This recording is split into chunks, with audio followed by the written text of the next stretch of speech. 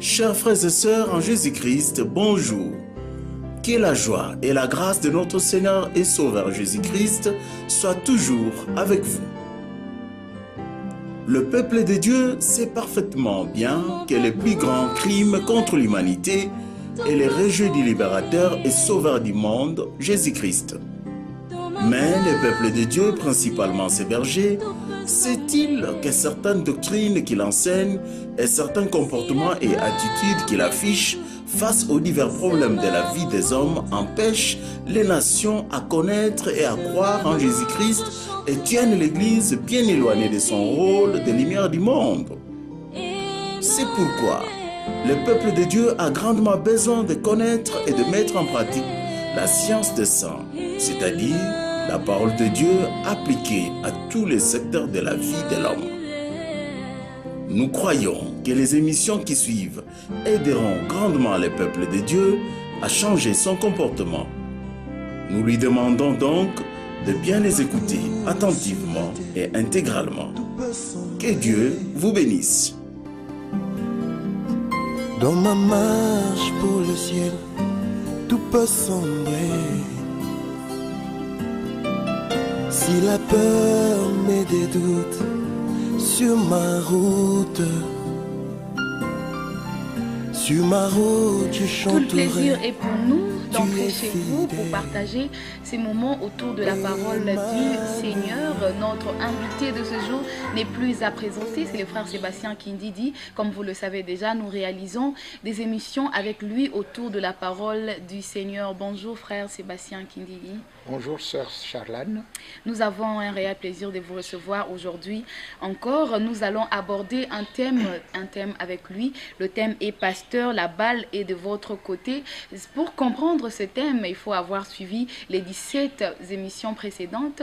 Voilà pourquoi je vous conseille de vous procurer les DVD, les supports pour suivre ces émissions. Comme ça, vous allez très bien comprendre cette émission. Frère Sébastien Kindidi, pasteur, la balle est de votre côté. Qu'est-ce que nous pouvons comprendre par ce thème? Merci ma sœur. Je suis heureux de vous entendre parler parce que vous avez résumé ce que je veux dire. Pour comprendre cette émission, il faut avoir suivi les 17 émissions précédentes. Alors vous allez arriver à la conclusion que la balle est dans le camp de ceux qui prêchent la parole de Dieu. Oui. C'est extrêmement important. Ah non, nous, la politique, pas ici dans l'église. Non, nous ne faisons pas la politique du monde. Non, nous faisons la politique selon Dieu. Et la politique selon Dieu, c'est annoncer Jésus-Christ. Et Jésus-Christ qui est la source de toutes les bénédictions. Alors vous allez avoir le bonheur, le bien-être, la paix, la joie, la richesse. Amen. Parce que tout vient de lui. Amen. Mais cela doit être annoncé par ceux qui prêchent la parole de Dieu. C'est pourquoi Dieu nous dit, cesse, mon fils, d'écouter l'instruction, si c'est pour t'éloigner des paroles de la science. Il faut que ceux qui prêchent la parole de Dieu maintenant prêchent cette parole complètement, la science des saints. Nous tenons à souligner que nous n'enseignons pas une théologie de développement. Comme s'il existait une théologie qui n'enseigne pas de développement. Une théologie de sous-développement. Ça n'existe pas. Et théologie de développement, ça ne vient pas de la Bible. On ne voit pas dans la Bible où est-ce qu'il est écrit. Du moins moi, je peux me tromper peut-être, mais je n'ai jamais vu dans la Bible théologie de développement. En revanche, science des saints, ça c'est dans la Bible. Théologie de développement, c'est une partie du contenu de la science des saints. La science embrasse tous les domaines de la vie. Et c'est ça que nous devons connaître. Pas seulement aller construire des écoles, avoir des champs, avoir des hôpitaux. C'est bien, mais c'est incomplet. Dieu vous dit, c'est vous qui êtes la tête et non la queue. Et ça, ce n'est pas la théologie du développement. Ça, c'est la science des saints. Et donc, Dieu vous envoie pour être la tête et non la queue. Nulle part. Vous ne devez être la queue parce que vous avez l'Esprit de Dieu, parce que vous êtes prince. Alors ça, ce sont des enseignements qui doivent être entendus de la bouche de ceux qui prêchent la parole de Dieu. Et nous allons comprendre que nos misères, notre pauvreté, notre domination par des esclaves vient de l'ignorance de la parole de Dieu. Et cette ignorance commence par ceux qui prêchent. Encore une fois, bien-aimé, chaque fois que je prononce cela, je me réponds parce que moi-même je ne suis rien, rien du tout. Mais je suis obligé, je dois le dire. Dieu nous envoie. Et si vous croyez que ce que Dieu nous dit, ce que nous disons ici vient de Dieu, alors prenons garde. La Bible dit, Dieu, il envoie son ordre. Et sa parole court avec rapidité. Oui. Nous avons lu ce verset-là. C'est dans le psaume. Psaume 140. Excusez-moi. Psaume 147, verset 15. Psaume 147, verset 15. Psaume 147, le verset 15.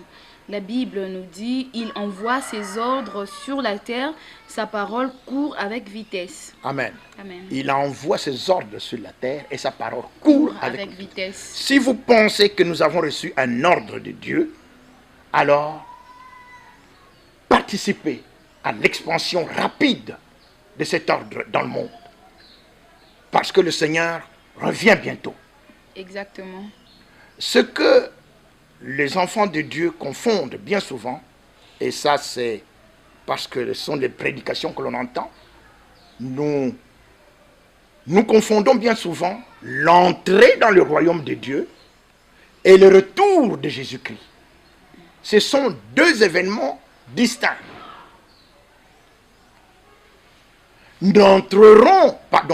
N'irons à la rencontre du Seigneur Jésus-Christ, parce que quand il viendra dans les airs, il va appeler l'église, il va appeler tous ceux qui ont cru en lui, ils vont aller le rencontrer, ses enfants, ses fils, et il vient en gloire. Ça, c'est l'événement qui va venir. Mais maintenant, l'entrée dans le royaume de Dieu, la Bible nous dit, le royaume de Dieu ne vient pas de manière à frapper les regards.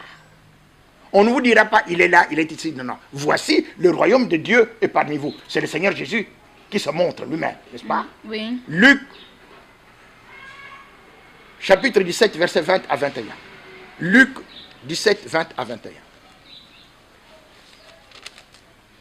Luc 17, 20 à 21. Les pharisiens demandèrent à Jésus quand viendrait le royaume de Dieu, et il leur répondit, le royaume de Dieu ne vient pas de manière à frapper les regards.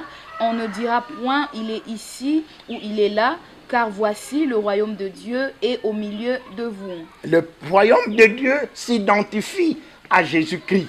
C'est lui. Il est la porte. Amen. La porte du royaume, c'est lui, Jésus-Christ. Il faut le recevoir pour entrer dans la porte. Effectivement. Celui, je suis la porte. Celui qui entre par moi sera sauvé. Oui. Il entrera et il sortira. Et il aura des pâturages. Il aura des richesses. Il aura tout. Il sera libre. Mais c'est lui la porte. Et maintenant, ce que nous faisons, c'est faire sortir les gens qui sont sous la domination du malin, faire sortir les gens qui sont sous la domination des esclaves, pour qu'ils entrent dans la parole, dans le royaume de Dieu. C'est ça le travail qui nous envoie. La mission consiste en cela, à l'effet de toute nation des disciples. Les nations, les hommes, les femmes qui n'ont pas Christ, ils sont disciples de Satan, ils sont sous l'emprise de Satan, ils sont esclaves de Satan. Et Dieu nous envoie pour les arracher de là, pour qu'ils rentrent dans le royaume de Dieu. Oui. Et là, ils auront la paix, ils auront la joie, ils auront la justice, ils auront la vie éternelle. Et c'est la vie éternelle d'abord. Ah oui. Et c'est ça qui doit être prêché. Mais pour que cette parole se répande partout, elle ne se répand pas avec la pauvreté. Elle se répand avec la richesse. La richesse. La Bible nous dit que la sagesse du pauvre est méprisée. ces paroles ne sont point écoutées. Parce qu'il est pauvre, tout simplement. On ne veut pas l'écouter. Alors nous devons avoir la richesse, les richesses. Et nous avons eu à expliquer cela dans des émissions précédentes. Nous n'allons pas y revenir. La richesse se trouve dans la parole de Dieu. Amen. Mais nous ne pouvons pas nous dire simplement, nous sommes riches et riches. Et vous-même, vous êtes en train peut-être de voir, ah, voici moi, un pasteur plusieurs pasteurs, moi je suis devenu ceci, parce que, bon, je suis dans le Seigneur. Oui, c'est vrai, le Seigneur vous récompense, vous êtes à votre place. Mais, et tous ceux à qui vous parlez là, devant vous, ils sont pauvres. Ah oui. Et le Seigneur vous dit, vous n'avez pas égard à leurs problèmes. Je suis le bon berger. Le bon berger donne sa vie pour ses brebis. Pour ses brebis. Le mercenaire, très souvent les pasteurs, bien-aimés dans le Seigneur, écoutez bien la parole de Dieu. Vous vous comportez bien souvent comme des mercenaires.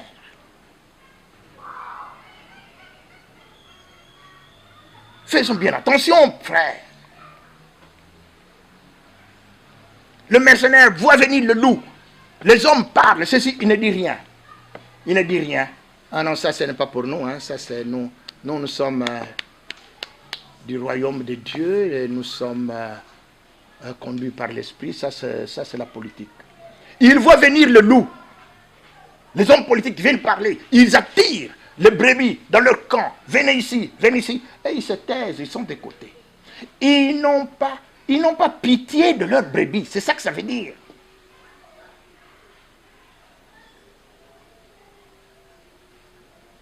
Vous ne pouvez pas ne pas réagir. Nous avons lu ce verset biblique là.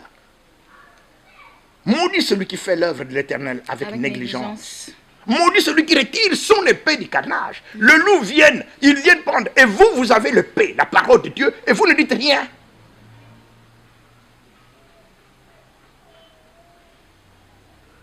Bien-aimés dans le Seigneur, je vous aime de tout mon cœur, frère.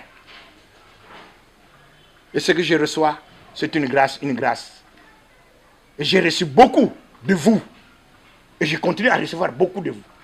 Parce que nous sommes tous des élèves. Dieu parle, tantôt d'une manière, tantôt d'une autre. Il passe par un tel pour vous communiquer ceci, il passe par un tel pour vous communiquer cela. Mais c'est Dieu toujours, c'est lui. Oui. Mais pour que nous soyons édifiés, pour que nous grandissions, cessons de nous comporter en mercenaires. Il n'y a que la dîme et les offrandes, alors vous aurez des bénédictions. Non! Si vos dîmes et vos offrandes sont maigres, les bénédictions que vous aurez seront maigres, même à vous, pasteur, vous. Dieu veut que nous soyons riches, que sa parole se répande partout. Alors, elle va attirer les autres. On dit, tiens, mais c'est vrai, il faut que nous accomplissions notre part. Oui. Et vous allez voir ce que Dieu va faire des autres. Il faut que nous accomplissions notre part. C'est de sortir de leur milieu, de ne pas être avec eux. Notre part, c'est d'être parfaitement unis. Notre part, c'est de témoigner Jésus-Christ. Et de témoigner jusqu'au fond. Et à ne pas craindre même la mort. Ah oui, parce que Satan ne va pas être content. Hein, il ne faut pas croire que si vous avez des hommes politiques qui vont prononcer, qui vont parler de Jésus-Christ, qu'on va dérouler des tapis rouges devant eux, hein, devant les païens ne le feront pas. Oh non, nous sommes en guerre. Nous devons le savoir.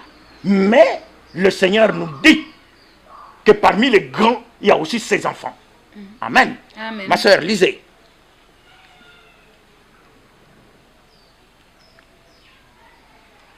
Ésaïe, chapitre 53.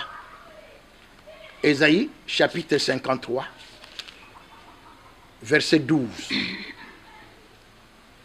Ésaïe 53, le verset 12. La Bible nous dit, c'est pourquoi je lui donnerai sa part avec les grands et il partagera le butin avec les puissants. Amen. Parce qu'il s'est livré lui-même à la mort. Amen. Amen. Il s'agit du Seigneur Jésus. Amen. Je lui donnerai sa part avec les grands.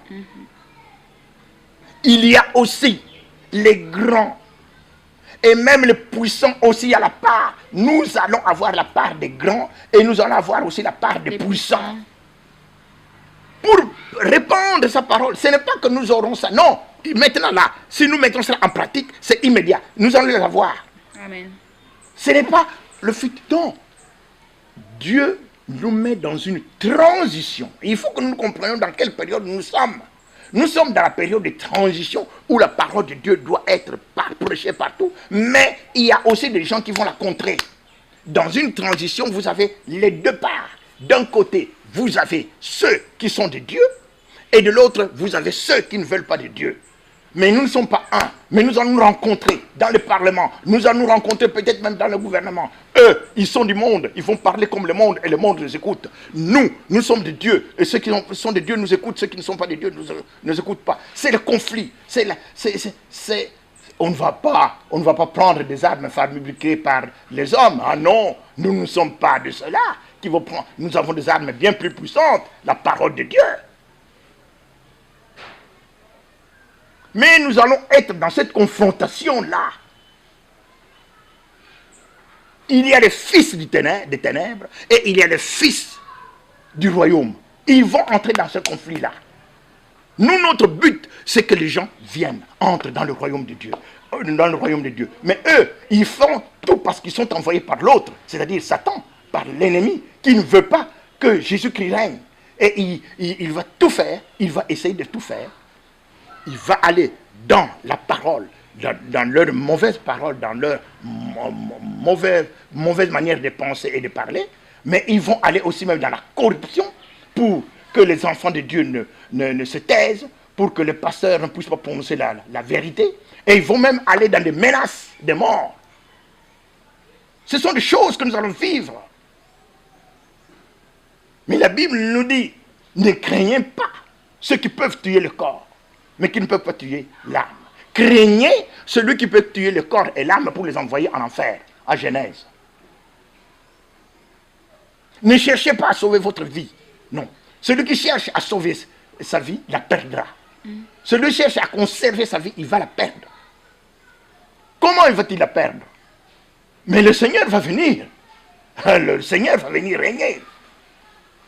Et quand nous lisons dans l'Apocalypse tout ce qui va se passer, et quand nous lisons qu'il y aura un antichrist qui va venir régner sur la terre, après que l'Église ait été enlevée, il y aura l'enlèvement, après la prédication universelle de la parole de Dieu, l'Église va être enlevée. Cette bonne nouvelle du royaume sera prêchée dans le monde entier. C'est ce que nous sommes en train de faire. Et pour répandre ça, et que ce discours soit entendu, et que ce discours soit répété dans le monde entier, pour servir de témoignage à toutes les nations. Alors viendra la fin. Et la fin, c'est l'enlèvement de l'Église. L'Église a terminé son travail. Dieu a envoyé son Église pour aller faire de toute nation des disciples. Mais il y a beaucoup de gens qui ne se convertiront pas. Alors, ça va être le jugement. Et ceux qui auront protégé, ceux qui se seront réfugiés pour ne pas parler, pour qu'on n'entende pas cela, parce que c'est cela que nous disons, c'est à vous, pasteurs, maintenant, à l'aide de l'avant. Quiconque aura honte de moi et de mes paroles devant cette génération adultère et pécheresse, moi aussi j'aurai honte de lui quand je reviendrai dans la gloire de mon Père avec les Saint-Anges. Quand il va revenir, c'est dans la gloire, pour venir donner le pouvoir effectivement à un tel. C'est la récompense des enfants de Dieu. Oui. Et c'est la sanction, la punition totale pour les autres, anéantissement. Maintenant, nous sommes encore en transition. Il y a les enfants de Dieu et il y a les enfants du malin. Nous sommes ensemble, mais nous ne sommes pas unis. Séparation maintenant. Mais tout en étant dans le même monde. Nous sommes tous dans le monde. C'est comme ça que le Seigneur dit, si mon royaume n'est pas de ce monde. Nous ne sommes pas du monde. Et le royaume que nous prêchons n'est pas de ce monde. Mais nous sommes dans le monde. Oui. Cette nuance est d'une importance capitale. Nous sommes dans le monde, mais nous ne sommes pas du monde. Eux, ils sont du monde. Nous sommes dans le monde, mais nous ne sommes pas du monde, nous sommes de Dieu. prédicateur de la parole de Dieu, c'est ça que vous devez prêcher. Nous devons être séparés. Vous pouvez lire, ma soeur, en Chronique, chapitre 16, verset 35. En Chronique, chapitre 16, verset 35. En Chronique, le chapitre 16, le verset 35. 35. La Bible nous dit, dites, sauve-nous, Dieu de notre salut, rassemble-nous et retire-nous du milieu des nations, afin que nous célébrions ton saint nom et que nous mettions notre gloire à te louer. Amen. Amen. Tu nous rassembles, mais tu nous retires du milieu des nations, afin que nous puissions proclamer ton nom, que nous mettons notre gloire à te louer. Si nous sommes avec eux, nous allons tenir leur discours et on n'entendra pas Jésus-Christ. On n'entendra pas le nom du Sauveur parce qu'ils ne les connaissent pas. Mais si nous sommes séparés, c'est alors qu'on va entendre de la bouche des enfants de Dieu le Sauveur du monde, Jésus-Christ. Pasteur, la balle est de votre côté. Il faut mettre une séparation. Mais comment cette séparation concrètement va-t-elle se faire? Parce que chacun va venir avec un discours. Bien, nous avons dit, les enfants de Dieu tiennent un autre discours. Ils parlent du Seigneur. Et pas seulement le Seigneur de façon vague, mais ils vont parler politique, économique, développement, tout dans la parole, dans la Bible. Parce que c'est là, la parole de Dieu, c'est Jésus-Christ. Et ils vont commencer par Jésus-Christ. Si nous sommes comme ça, c'est parce qu'on a mis Jésus-Christ de côté. Jésus-Christ c'est l'alpha, Jésus-Christ c'est l'oméga, c'est lui le commencement, c'est lui la fin, mais c'est lui aussi la pierre angulaire, c'est lui qui est le fondement de tout, mais on l'a mis de côté. C'est pour cela que nous sommes comme cela, c'est pour cela que nous sommes dans la misère, que nous sommes écrasés par l'ennemi, parce que nous nous faisons dominer par des esclaves. Il faut que nous soyons libres. Et cela doit être prêché par les prédicateurs de la parole de Dieu. Il n'y a pas d'un côté le spirituel et de l'autre l'intellectuel. Non. C'est l'esprit qui nous conduit dans la connaissance de l'intelligence. L'intelligence qui vient de Dieu. C'est un nouveau message. S'il ne l'est pas déjà. La science de ça. Cesse, mon fils, d'écouter l'instruction. Si c'est pour t'éloigner des paroles de la science. Dieu s'adresse à ses fils, parce que ce que nous disons ici s'adresse à des fils, c'est-à-dire à ceux qui ont l'esprit, à ceux qui sont devenus des hommes faits. Ceux-là ne doivent plus se contenter d'écouter simplement et toujours le même discours dans les églises. Le même discours. La nouvelle naissance. La sanctification, le baptême, tout ça c'est bien, c'est le fondement. Mais vous n'allez pas écouter ça tout le temps, il faut le mettre en pratique. Et la pratique c'est à l'effet de toute la nation des disciples. Quand vous devenez adulte, vous devez savoir que vous avez maintenant des responsabilités. Vous allez prêcher cela, mais aussi le mettre en pratique. Et mettre en pratique la parole de Dieu. Pas seulement prêcher ce qui fait de vous enfants de Dieu. Vous n'êtes plus enfant, vous êtes adulte. Et quand vous êtes adulte, Dieu vous donne le pouvoir. Vous avez maintenant l'autorité sur les autres. Parce que vous devenez héritier. Mais ne parlez pas, nous sommes héritiers de Dieu, co-héritiers du Christ. Mais vous ne voyez pas de quoi vous êtes. Où est votre héritage? La terre ici, vous êtes dominé par des esclaves. Et vous êtes héritier de quoi? Mais Dieu nous a donné la terre. C'est la Bible qui nous dit, mais alors, il faut que nous prenions possession de cette terre de façon concrète. Ce n'est pas attendre que le Seigneur vienne. Quand le Seigneur viendra, c'est pour le jugement. Maintenant, nous qui avons cru en lui, nous sommes entrés dans le royaume de Dieu. Nous sommes les fils du royaume. Nous ne pouvons plus vivre, nous ne pouvons plus mener la vie comme les esclaves. Jamais. Ah non, nous attendons quand le Seigneur viendra. Mais le Seigneur est déjà venu, vous l'avez déjà reçu dans votre cœur. Maintenant, il faut mettre en pratique ce qu'il dit. Pourquoi m'appelez-vous Seigneur, Seigneur, et ne faites-vous pas ce que je dis? Qu'est-ce qu'il dit? Séparez-vous. Qu'est-ce qu'il dit? Vous êtes la lumière du monde. Qu'est-ce qu'il dit? Ne soyez pas conduits par les esclaves. C'est sa parole, mais il faut la mettre en pratique concrètement.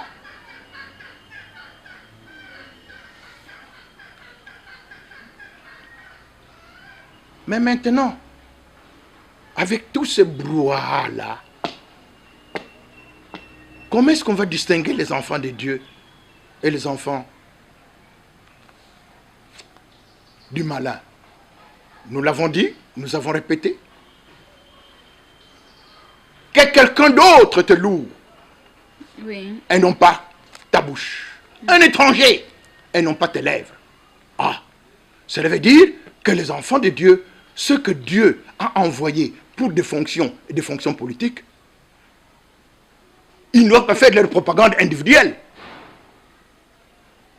Vous ne pouvez pas aller comme eux, faites, non, c'est moi, votez-moi, c'est ça. Non! Ceux qui parlent d'eux-mêmes cherchent leur propre gloire. Mais ceux qui cherchent la gloire de Dieu, ceux-là, ce sont les vrais. Et il n'y a pas d'injustice à eux. C'est Jean chapitre 7, verset 18. Donc, c'est par la manière de parler qu'on va d'abord vous distinguer. Mais aussi, par la manière de vous comporter.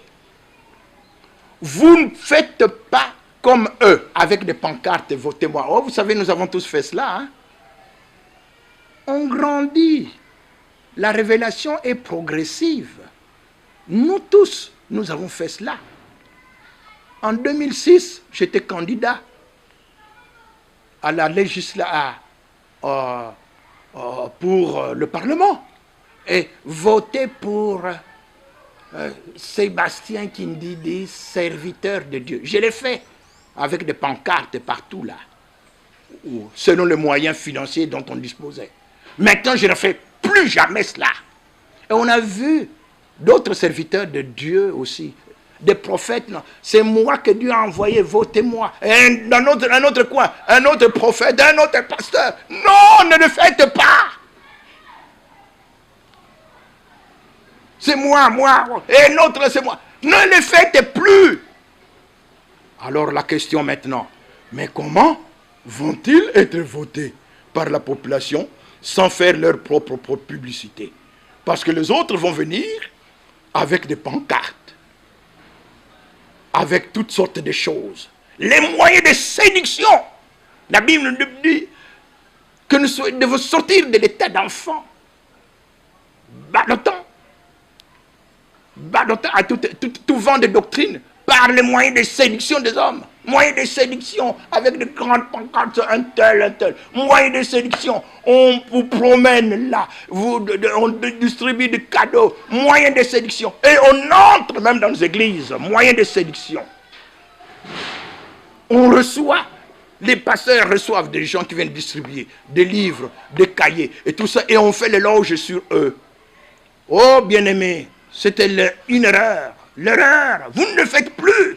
Et vous les pasteurs ne le faites plus, c'est de la corruption. La Bible nous dit que le présent aveugle les yeux des sages et corrompt les paroles du juste. Les présents, les cadeaux, ça vous aveugle. Et vous commencez à avoir un discours, un langage différent. On voit même des véhicules qui sont distribués à des hommes de Dieu. On dit voilà les cadeaux. Et vous croyez que ce sont des cadeaux, c'est pour acheter votre silence. Corruption. Ne tombez pas dans ce piège-là. Vous êtes à part. Vous êtes à part. Maintenant, ces enfants de Dieu, parmi lesquels Dieu a mis son esprit pour qu'ils deviennent des hommes politiques. Parce que la fonction politique, c'est un don de Dieu. Le don de gouverner, c'est un don de Dieu. Et il y a des enfants de Dieu, des fils, qui ont reçu ce don-là. Comment vont-ils se faire reconnaître par la population, par vos fidèles pasteurs? Puisqu'ils ne peuvent pas faire leur propagande individuelle comme les autres. Puisqu'ils ne peuvent pas aller corrompre comme le font les autres. Ils parlent de Jésus-Christ. Ça, c'est la première chose. Ils parlent de celui qui les a envoyés. Jésus-Christ. Et Jésus-Christ et Jésus-Christ. Celui la source de toutes les bénédictions. C'est ça leur discours. Du fait de faire cela, ils sont déjà dehors. C'est-à-dire que ceux, les enfants de Dieu qui les écoutent, disent, ah, ça, c'est Jésus-Christ. Nous sommes des enfants de Dieu. Nous ne pouvons pas aller ailleurs. Ailleurs, c'est de l'esclavage. Mais il ne suffit pas de dire Jésus-Christ. Vous devez tenir des meetings qui enseignent la science des saints. Parce que c'est Jésus-Christ qui est le maître de l'économie, le maître de tous les domaines de la vie. Mais il faut que vous connaissiez cette science des saints. C'est pourquoi tous ceux qui se destinent à cela, ils ont l'obligation, ils ont le devoir de connaître la science des saints. Et c'est cette science qui va réveiller l'intelligence de ceux qui nous écoutent. Jésus-Christ a été mis de côté par Satan. Non, l'Église est au milieu du village, la séparation de l'Église et de l'État. Fausseté, ça vient de Satan. Maintenant, il faut mettre Jésus-Christ au centre. Mais il faut enseigner maintenant ce qu'il dit. Et alors, le monde et les autres vont être confondus. Parce que Dieu est dans sa parole. Cela veut dire qu'il y a un rôle capital à jouer par les prédicateurs de la parole de Dieu.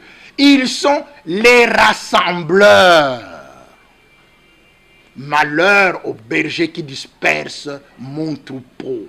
Ils doivent cesser d'être là simplement pour des enfants. Non, ils doivent maintenant devenir adultes pour prêcher la parole comme des adultes, pour attirer, rassembler le peuple de Dieu, pour que le peuple de Dieu n'aille pas ailleurs. C'est un travail de pasteur, le travail de rassemblement. Nous avons dit, c'est une organisation à mettre en place. Le Seigneur dit, les enfants de ce siècle sont plus avisés à l'égard de leurs semblables que ne le sont les enfants de lumière. Les enfants de ce siècle sont bien organisés. Est-ce que vous entendez? Ils se combattent. Quand ils se combattent, c'est pour prendre le pouvoir. Mais le pouvoir appartient à Jésus-Christ. Mais les enfants de lumière, maintenant qu'on leur dit, vous ne pouvez pas parler comme eux. Mais qui va vous rassembler? Pasteur, c'est à vous, c'est votre rôle. Cessez de disperser le peuple de Dieu. Vous devez les rassembler. Vous devez enseigner cela dans l'église pour que le peuple de Dieu comprenne que le bonheur, la paix, la richesse, la joie vient de Jésus-Christ. Alors le peuple de Dieu n'ira plus ailleurs. Il faut une organisation de manière à ce que dans chaque église, dans chaque commune, dans chaque circonscription électorale, les enfants de Dieu soient un. Et ce sont les pasteurs qui doivent le prêcher parce que c'est Dieu qui nous le demande. L'unité, c'est Dieu qui le demande, ce n'est pas politique, non.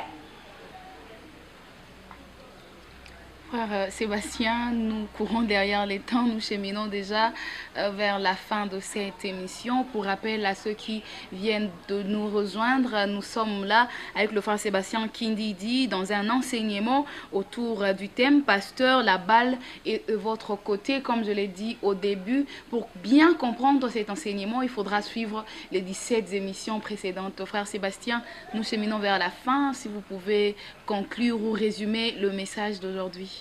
Merci ma sœur. Nous l'avons dit et nous ne faisons que le répéter. Le Seigneur, il nous a donné la vie éternelle, mais la vie en abondance. En abondance, oui. Mais cette vie en abondance, sur cette terre, maintenant, là, pardon, nous ne pouvons l'avoir que si nous remplissons les conditions. Il y a des conditions. Pouvez-vous lire, ma sœur, très rapidement. Psaume 81, versets 14 à 17. Psaume 81, versets 14 à 17. Psaume 81, le verset 14 à 17.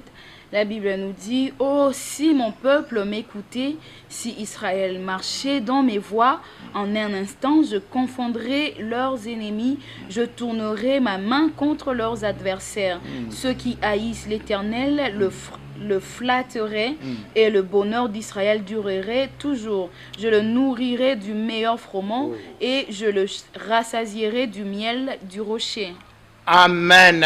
Amen. Oh, voilà les belles promesses du Seigneur. Aussi Israël, écoutez ma voix. Aussi Israël sortait de Babylone. Aussi Israël était uni. Et qu'il écoute ma voix, qu'il mette ma parole en pratique. Je confondrai ses ennemis en un instant. La balle est de l'autre côté.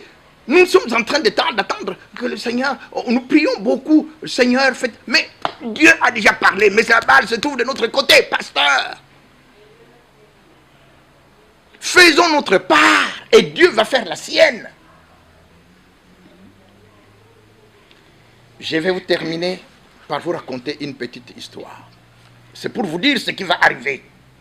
En 2005, vous avez entendu parler de coalition chrétienne, peut-être, certains ont entendu parler de cela. C'était une tentative de rassemblement des enfants de Dieu, organisée par des frères, mais avec beaucoup d'erreurs. Vous savez, on ne fait pas l'œuvre de l'Éternel par sa volonté propre, par son intelligence propre. Ces frères, sans doute, avaient le sentiment, et moi, nous tous, nous avons été là. Mais quand Dieu vous envoie, il vous pourvoit. Il vous donne les capacités pour pouvoir explorer tout cela. On a parlé aussi de l'unité des enfants de Dieu lors de ce forum-là, qui s'est tenu à l'hôtel les grands hôtels. Le premier jour, c'était des enfants de Dieu qui étaient là. On a entendu du discours, toutes les églises confondues, les enfants de Dieu. Et tout le monde était pour. Le second jour, j'ai vu de mes propres yeux des gens téléphoner à leur parti politique. Écoutez ce que Dieu fait. Il téléphone à leur... Mais vous autres là, vous êtes en train de dormir. Mais les chrétiens vont prendre le pouvoir. Vous entendez? Le troisième jour, la salle était remplie, archi-comble. De qui? De tous les partis politiques. Et tous, nous sommes des chrétiens. Tous chrétiens. Ah oui, nous sommes ensemble. Non, et même, on a eu la maladresse de donner la parole à un païen qui vient parler de sa coutume où il n'y a rien de Jésus-Christ. Et donc la foire, c'était devenu la foire. Conclusion, un échec cuisant. Et l'on a même vu le responsable, hélas, de cette coalition, qu'on ait bien voulu. Mais il faut être envoyé. Il faut être envoyé, tout simplement. Parce qu'on l'a vu devenir, finalement, le directeur de campagne d'un parti politique païen. Non, non mes frères, non. Il faut être envoyé. Quand Dieu vous envoie, il pourvoit. Quand Dieu vous donne une mission, il vous donne aussi l'onction. Quand Dieu vous donne une vision, il vous donne aussi la provision. C'est écrit où? Philippiens chapitre 2 verset 13. Philippiens 2, 13. C'est Dieu qui pourvoit en vous le vouloir et le faire selon son bon plaisir. C'est Dieu, ce n'est pas vous. Beaucoup de chrétiens ont souhaité cela, on veut, mais il faut être envoyé. Alors, à ce moment-là, vous faites la volonté de celui qui vous envoie et tout est entre ses mains. Donc, bien-aimés dans le Seigneur, si vous croyez que Dieu nous a envoyés, alors faites tout. Retenez et prenez ce que nous vous disons à cœur. C'est extrêmement important. Ce n'est pas, nous ne sommes pas dans un parti politique. Nous ne voulons pas des partis politiques. Nous voulons que Jésus-Christ, le Sauveur du monde, puisse être connu et puisse être acclamé dans le monde entier parce qu'il est la solution à tous nos problèmes. Que Dieu nous bénisse. Merci frère Sébastien Kindidi pour cet enseignement.